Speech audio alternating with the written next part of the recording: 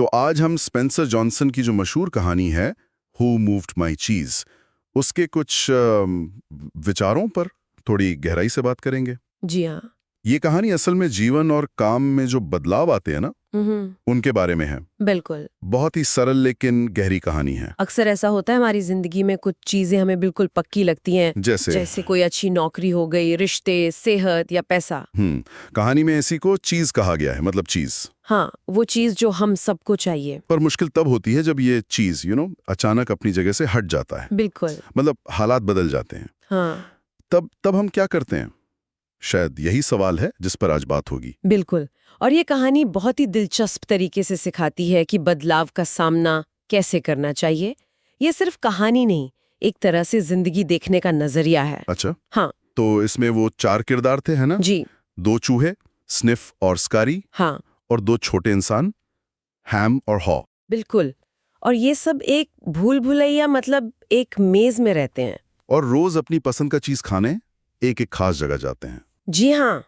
और मजे की बात यह है कि इन चारों का बदलाव को लेकर रवैया एकदम अलग है। हाँ, जैसे वो चूहे हैं, स्निफ और स्कारी। स्निफ जो है वो बदलाव को पहले ही सूंघ लेता है, जैसे अंदाजा लगा लेता है कि कुछ बदलने वाला है। अच्छा। और स्कारी वो बस फौरन हरकत में आ जाता है, ज्यादा सोचता नहीं। राइट। और फिर वो इंसान है, हैम और हॉ। हैम का क्या है?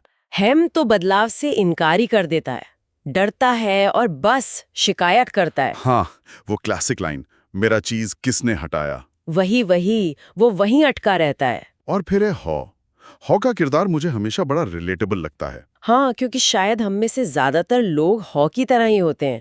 शुरू में वो भी हैम की तरह डरा हुआ है, उलझन में है। लेकिन धीरे धीरे वो सीखता है, वो समझता है कि डर के साथ बैठे रहने से कुछ नहीं होगा। तो जब चीज गायब होता है, कहानी में क्या होता है? चूहे क्या करते हैं? स्निफ और स्कारी वो तो बिना एक पल गवाए फौरन नई चीज की तलाश में निकल पड़ते हैं। अच्छा, मतलब नो टाइम वेस्ट। बिल्कुल। वो ज्यादा सोचते नहीं, बस कर देते हैं। शायद उनकी वृत्ति ऐसी है। लेकिन हैम और हॉ वहीं रह जाते हैं। हाँ, वो वहीं फंसे रह जाते हैं। हेम तो बस हालात को कोसता रहता है, गुस्सा करता है। और हॉ? वो भी शुरू में हेम के साथ ही रहता है। जी, शुरू में वो हैम के साथ रहता है, शायद डर की वजह से या दोस्ती की वजह से। पर फिर उसे एहसास होता है। क्या एहसास होता है उसे? कि कैसे भूखे और डरे हुए बैठे रहने से तो अच्छा है कि बाहर निकल कर देखा जाए, भले ही रास्ता अनजान हो। ये फैसला लेना आसान नहीं रहा होगा, डर तो लगता ही है। बिल्कुल, डर बहुत बड़ा फैक्टर है। कहानी यही दिखाती है कि डर हमें कैसे रोकता है।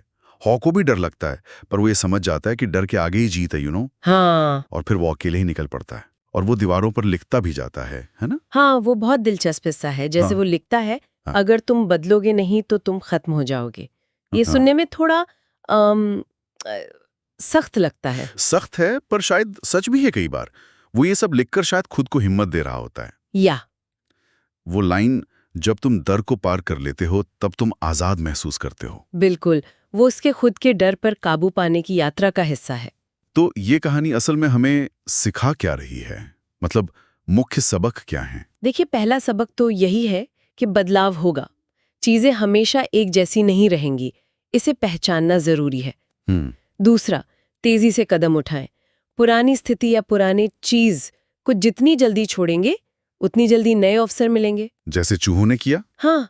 और तीसरा, डर को पीछे छोड़ना होगा। डर स्वाभाविक है, पर उसे अपने ऊपर हावी ना होने दे। और नए रास्ते, नई चीजें आजमाने से डरना नहीं चाहिए। एग्जैक्टली। बदलाव को एक अवसर की तरह देखें, ना कि सिर्फ एक समस्या की तरह। हॉर्न ने यही किया। तो क्या हम ये कह सकते हैं कि चूहों का तरीका, मतलब बिना सोचे समझे एक्शन लेना, वो बेस्ट है? या हॉ का तरीका, जिसमें सोचना, डरना, फिर आगे बढ़ना शामिल है, वो बेहतर है? ये बड़ा अच्छा सवाल है। देखिए, शायद दोनों के अपने फायदे हैं। स्निफ और स्कारी की तेजी उन्हें जल्दी नतीजे दिला सकती है, वो सिंपल है। लेकिन हॉ का जो सफर है वो हमें सीखने और समझने का मौका देता है। वो गलतियां करता है, डरता है, सीखता है, फिर आगे बढ़ता है। शायद इंसानों के लिए, मतलब हमारे सोचने समझने के तरीके के लिए, हॉ का रास्ता ज्यादा प्रासंगिक है। बात तो सही है।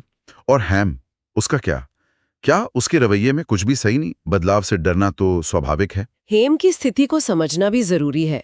वो हमें दिखाता है कि बदलाव का विरोध करने या अतीत से चिपके रहने का नतीजा क्या होता है। आप मतलब इंसान पीछे रह जाता है, कड़वाहट से भर जाता है, के लिए प्रेरित करती है। बिल्कुल। संक्षेप में कहें तो संदेश यही है कि चीज हिलेगा, हालात बदलेंगे।